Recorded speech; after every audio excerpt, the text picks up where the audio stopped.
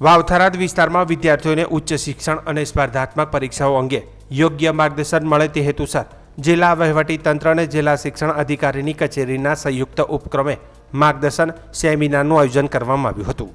કાર્યક્રમ કલેક્ટર જે.એસ. પ્રજાપતિના અધ્યક્ષસ્થાને યોજાયો હતો. સેમિનારમાં ક્લેટ, CUET, UG અને જીપમેટ જેવી મહત્વપૂર્ણ પ્રવેશ પરીક્ષાઓ અંગે વિસ્તૃત માર્ગદર્શન આપવામાં આવ્યું હતું. સાથે જ ધોરણ 10 અને ધોરણ 12 બાદ વિદ્યાર્થીઓ કયા કોર્સ પસંદ કરી શકે અને ભવિષ્ય માટે કઈ દિશામાં આગળ વધી શકે તે અંગે નિષ્ણાતોએ માહિતી આપી હતી. કાર્યક્રમ દરમિયાન UPSC, GPSC સહિત વિવિધ સ્પર્ધાત્મક પરીક્ષાઓ માટે કેવી રીતે તૈયારી કરવી, અભ્યાસનું આયોજન કેવી રીતે કરવું અને કારકિર્દી માટે કયા વિકલ્પો ઉપલબ્ધ છે તે અંગે પણ વિદ્યાર્થીઓને માર્ગદર્શન આપવામાં આવ્યું હતું.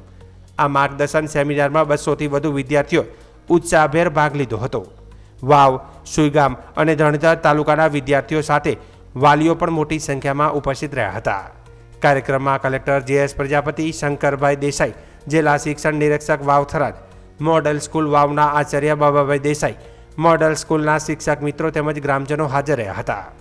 વિદ્યાર્થીઓના ભવિષ્યને ધ્યાનમાં રાખીને આયોજિત આ સેમિનારથી ગ્રામ્ય વિસ્તારમાં અભ્યાસ કરતા વિદ્યાર્થીઓને નવી દિશા અને પ્રેરણા મળી હોવાનું ઉપસ્થિતોએ જણાવ્યું હતું.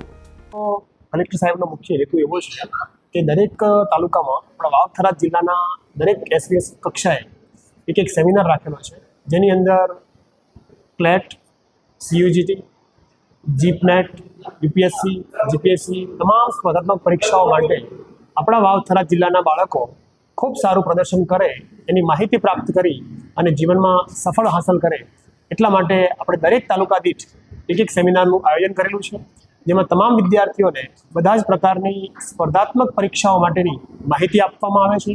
ત્યાર પછી વિદ્યાર્થી દીઠ સંખ્યા નક્કી કરી કઈ બેચ માટે કેટલા વિદ્યાર્થીઓ થાય છે એ પ્રમાણે દિલ્હીની ટીમ દ્વારા અલગ અલગ કોચિંગ ક્લાસનું આયોજન કરેલું છે.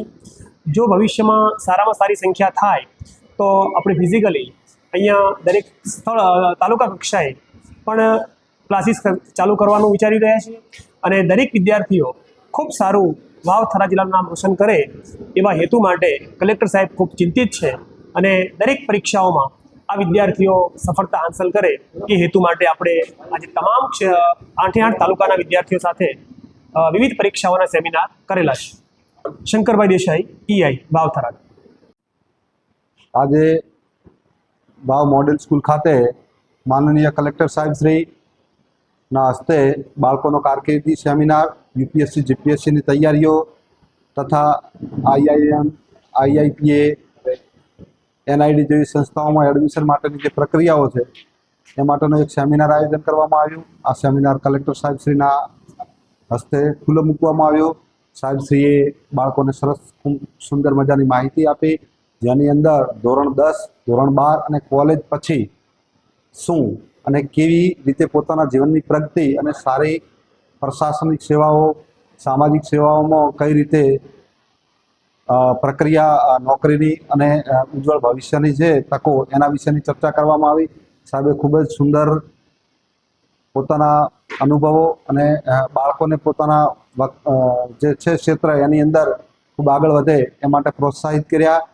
આ કાર્યક્રમ બનાસકાંઠા કલેક્ટર કચેરી તથા જિલ્લા શિક્ષણ અધિકારીશ્રીની કચેરી વાવ-થરાદ અને એના સંયુક્ત ઉપક્રમે આયોજન કરવામાં આવ્યું.